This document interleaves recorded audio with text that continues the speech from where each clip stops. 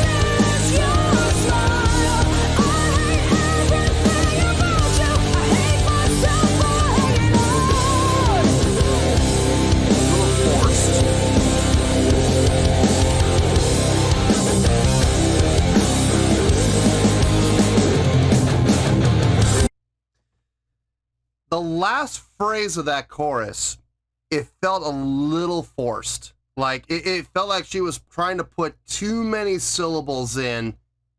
It didn't feel comfortable. It didn't feel natural. That's kind of a bummer. That was kind of a bummer. I mean, it sounds good from a melodic standpoint, from a chordal structure standpoint, from a melodic line standpoint. Everything's sounding good so far. Everything sounds good. Her vocals sound a little pinched, not nasally, but they sound a little pinched when she goes up. She may be straining just a little bit to get the notes out. It may be just a tiny, tiny bit out of her vocal range, but she's pulling it off. So you got to give her credit for that. Yeah, for the most part, it sounds really good. Like I said, that chorus though, the last phrase of the chorus just sounded forced, like they were trying to put too many words in. So Anyway, let's keep going here. Let's see where this goes. My eyes are distorted from the lies that you've spoken. I scream, but I feel nothing. It's unreal, darling. I'm unloving. That was good. Okay.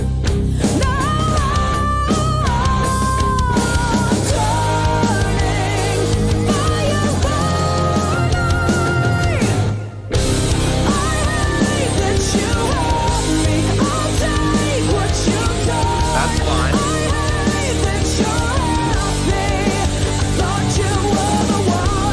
Okay.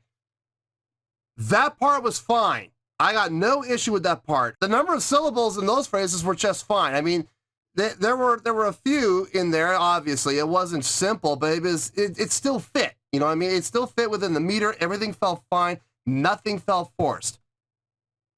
Here's where I'm going to have the issue probably, is in this second half of it. Okay. That was fine.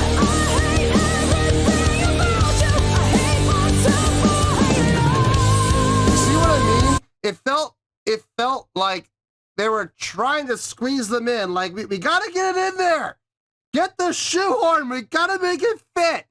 That's how it felt. It felt a little uncomfortable, if I'm being honest. It didn't flow naturally like the first half did. So there's times where that's going to happen too in your songwriting, where you're trying to convey something, you're trying to say something, and you want to get it all in. You want to get all of it in, and as a result, you end up shoehorning it, and it feels awkward. That's the word. Awkward. It feels very awkward. It doesn't feel natural. It doesn't flow. So that's unfortunate. I mean, I get it, because you don't want to compromise. You don't want to compromise the message of your song. You don't want to compromise what you're trying to convey. But at the same time, if you're trying to write a song with and have the phrasings be comfortable and be, easy to follow and be pleasing to the ear, you got to take that into consideration, and they did not. So it's a bummer. But I mean, it worked, and they did get it out, but it felt odd. You know what I mean? It felt really awkward. Anyway, possibly, if I was going to put a guitar solo in, I would put it in here. Let's see if I'm right. Let's see if I'm right, if there's a guitar solo or not.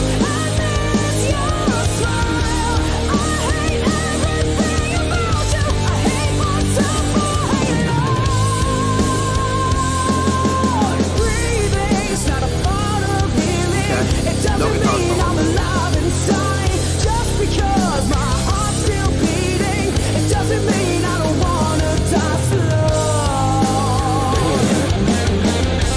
Okay, now guitar solo.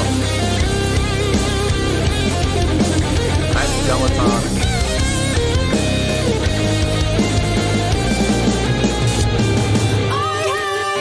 Short. I'll take what you've done. I like the layouts.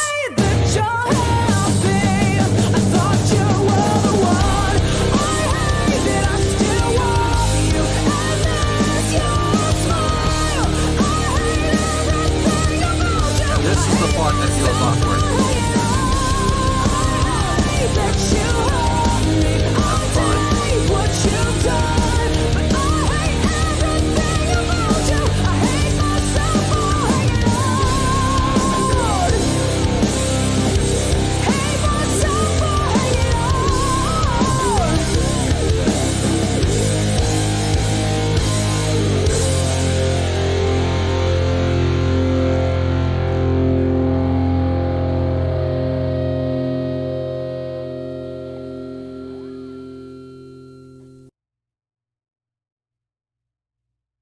Not bad. Not bad at all. A lot of things I did like. A couple things I wasn't the biggest fan of. But for the most part, yeah, that was good. That was good. Let me get my thoughts together. I'll see you in the review, and we'll talk about it. Well, there you go, folks. That was Plush with Hate. This was a request from Steve Vasic and Jeff Volk. All right. On a scale of 1 to 10, I'm gonna give that a 7.3. Yep, 7.3. I feel good about that score. Let me tell you why. Why?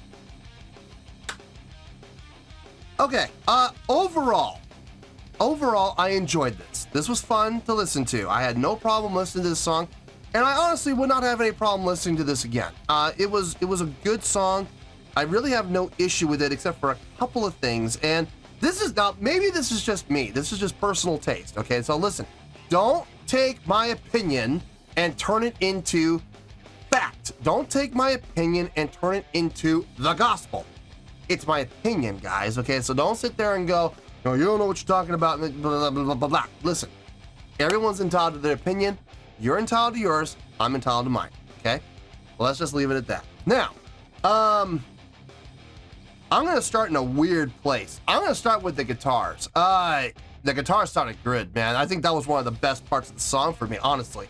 Nice, thick, crunchy guitar tone, clean, didn't sound dirty, no bleed over. Everything sounded really nice. The guitar playing sounded tight. Didn't sound sloppy at all. The guitar solo was there. It wasn't exactly where I had a feeling it was going to be. It came a little bit later, but I was in the ballpark. Short and sweet. Nothing wrong with a short and sweet solo. Always leave the crowd wanting more, and they definitely followed that formula. Good notice it was a gelaton. Nice, gotta like that. Steve Vai right now is smiling ear to ear, seeing that on the screen, I'm sure. The bass playing in this, I could actually hear the bass. I had to search for it a little bit, but I could actually hear it. The bass sounded good, no problems there. Drumming sounded really good, sounded tight, no issues there whatsoever. Nice laid back feel while still having the drive, which is not easy to do. I mean, it's not the easiest thing to be able to do, to have that feeling of a drive while being laid back. You know what I mean? So able to walk that line, good on her. And she and the bass player did a fantastic job locking into each other. So that's all you can really ask from your rhythm section. Vocals, for the most part, enjoyable, very nice work. When she did go up, it did sound a little pinched. Now, I don't know if she's doing that for effect or if she's doing that because she's straining to hit the notes. I thought it was because she was straining to hit the notes, but here's the problem. There was one note that she hit, and I think it was in the end of the second verse leading into the second chorus. She went up, and I didn't hear the strain. So that makes me wonder, is the strain for effect?